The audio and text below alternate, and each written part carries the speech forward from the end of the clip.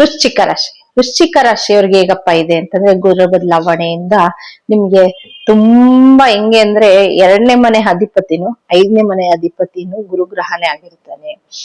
ಸುಮಾರು ಅಂದ್ರೆ ಒಂದಲ್ಲ ಒಂದ್ ರೀತಿಯಾದ ನೋವುಗಳನ್ನ ಅನುಭವಿಸಿರ್ತೀರ ನಾವು ವೃಶ್ಚಿಕ ರಾಶಿಯವರು. 8ನೇ ಮನೆಯಲ್ಲಿ ಗುರುಗ್ರಹ ಕುತ್ಕೊಂಡಾಗ ಈ ಕಡೆ ಹಣಕಾಸು ಬರ್ತಾ ಇರಲ್ಲ, ಫ್ಯಾಮಿಲಿಯಲ್ಲಿ ನಿಮ್ಗೊಂಥರ ಏನೋ ಒಂಥರ ಇರ್ಸು ಮುರ್ಸು, ಫ್ಯಾಮಿಲಿಯವ್ರ ಜೊತೆ ಸೇರ್ತಾ ಇರಲ್ಲ ನೀವು ವೃಶ್ಚಿಕ ರಾಶಿಯವರು. ಒಂದ್ ಫಂಕ್ಷನ್ ಅಟೆಂಡ್ ಮಾಡ್ತಾ ಇರಲ್ಲ. ಹೆಂಗೆ ಅಂತಂದ್ರೆ ತುಂಬಾ ಉಸಿರು ಕಟ್ಟಂಗಿರುತ್ತೆ, ಕಣ್ಣೀರಲ್ಲಿ ಕೈ ತೊಳೆದಿರ್ತೀರ ವೃಶ್ಚಿಕ ರಾಶಿಯವರು. ಆದ್ರೆ ಈ ಗುರು ಬದಲಾವಣೆ 2ನೇ ತಾರೀಕಿಂದ ನಿಮ್ಗೆ ಹೆಂಗೆ ಅಂದ್ರೆ, ಎಲ್ಲ ಹೆಂಗೆ ಅಂದ್ರೆ, ಪ್ರತಿ ಒಂದು ನೀವ್ ಅನ್ಕೊಂಡಿದ್ದಂತ ಕನ್ಸೆಲ್ಲ ಕೂಡೋ ಅಂತ ಟೈಮ್ ಇವಾಗ. ನೀವ್ ಅನ್ಕೊಂಡಿದ್ದ ಕನ್ಸೆಲ್ಲ ನನ್ಸಾಗುವಂತ ಟೈಮ್ ಅಂತಾನೆ ಹೇಳ್ಬೋದು ವೃಶ್ಚಿಕ ರಾಶಿಯವರಿಗೆ. ಅದ್ರಲ್ಲಿ ನಿಮ್ಗೆ 2ನೇ ಮನೆ ಅಧಿಪತಿ ಅವರೇ ಆಗಿರ್ತಾನೆ. ಕುಟುಂಬನೂ ಅದೇ, ಮತ್ತೆ ಧನಸ್ಥಾನನೂ ಅದೇ. ಅದ್ ಯಾವಾಗ ನಿಮ್ಗೆ 9ನೇ ಮನೆಗ್ ಬರ್ತಾನೋ ನಿಮ್ಗೆ ಅಂತ ಶುಭ ಸುದ್ದಿ ಅಂತಾನೆ ಇರ್ಬೋದು. ಯಾರು ಹಣಕಾಸಲ್ಲಿ ನೀವು ಸ್ಟ್ರಕ್ ಆಗಿರ್ತೀರಾ, ಇಲ್ಲ ಏನೋ ಒಂದ್ ಕಟ್ಟು ಕಳ್ಕೊಂಡಿರ್ತೀರಾ, ಅದ್ ಬರೋಂಥದ್ದು, ಅವ್ರಾಗ ಅವ್ರು ತಂದ್ಕೊಡೋಂಥದ್ದು. ಅಥವಾ ಎಲ್ಲೋ ಸಾಲ ಕೇಳಕ್ ಹೋಗಿರ್ತೀರಾ, ಅವ್ರ ಸಾಲ ಕೊಟ್ಟಿರಲ್ಲ ನಿಮ್ಗೆ, ಇವಾಗ ಕರೆದು, ಯಾವಾಗ್ಲೂ ಕೇಳಿರೋದು ಇವಾಗ ಕರೆದು ಅವರೇ ಸಾಲ ಕೊಡೋಂಥದ್ದು. ನಿಮ್ಗೆ ಹೆಂಗೆ ಅಂತಂದ್ರೆ, ಈ ಕಡೆ ಮನೆಯಲ್ಲೂ ಒತ್ತಡ ಇರುತ್ತೆ, ಹಣಕಾಸಿನಲ್ಲೂ ಒತ್ತಡ ಇರುತ್ತೆ, ಅದರಲ್ಲಿ ಮಕ್ಳಿಂದಾನು ಕೂಡ ನಿಮ್ಗೆ ನೆಮ್ಮದಿ ಇರಲ್ಲ. ಅವನು ಕೂಡ 5ನೇವನು ಹೋಗಿ ನಿಮ್ಗೆ 8ನೇ ಮನೆಯಲ್ಲಿ ಕುತ್ಕೊಂಡಾಗ ಮಕ್ಳಿಂದನೂ ನಿಮ್ಗೊಂಥರ ಅಪಮಾನಗಳು, ಅವಮಾನಗಳು, ಅವರಿಂದನೂ ನಿಮ್ಗೆ ತುಂಬಾ ಹಿಂಸೆನ ಅನುಭವಿಸಿರ್ತೀರ. ಈಗ ಮಕ್ಳಿಂದನೂ ನಿಮ್ಗೆ ಒಂದ್ ಒಳ್ಳೆ ರೆಸ್ಪೆಕ್ಟ್ ಸಿಗೋಂಥದ್ದು, ಅಥವಾ ಮಕ್ಳಿಂದ ಏನೋ ಒಂದ್ ಶುಭ ಸುದ್ದಿ ಕಾಣುವಂಥದ್ದು, ಅಥವಾ ಯಾರು ವೃಶ್ಚಿಕ ರಾಶಿಯವರು ಕೆಲ್ಸ ಕಾರ್ಯ ಇಲ್ದಿರ ಇರ್ತೀರಾ, ಅವ್ರಿಗೆ ಒಳ್ಳೆ ಕೆಲಸ ಕಾರ್ಯ ಸಿಗೋವಂಥದ್ದು.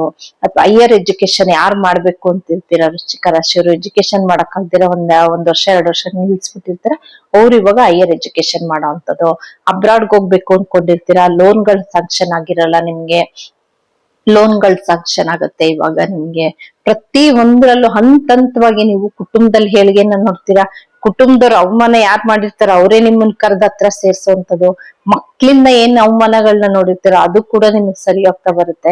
ಪ್ರತಿ ಒಂದು ಕೂಡ ನಿಮ್ಗೆ ಏಳ್ಗೆನ ಕಾಣ್ತಾನೆ ಬರ್ತೀರಾ ನೀವು ವೃಶ್ಚಿಕ ರಾಶಿಯವರು. ಅದ್ರಲ್ಲೂ ನಿಮ್ ರಾಶಿಗೆ ಅದು ಗುರುಗ್ರಹ ನೇರವಾಗಿ ದೃಷ್ಟಿ ಬದ್ದಿರೋದ್ರಿಂದ ನಿಮ್ಗೆ ಪ್ರತಿ ಒಂದ್ ಹಂತದಲ್ಲೂ ಸರಿ ಹೋಗ್ತಾ ಬರುತ್ತೆ.